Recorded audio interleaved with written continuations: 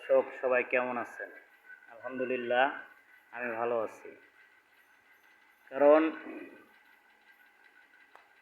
আমাদের শ্রদ্ধেয়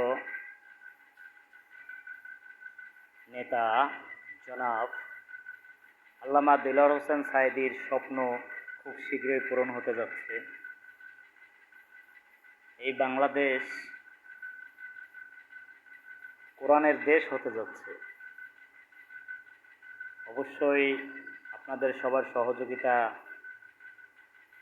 একান্ত প্রয়োজন।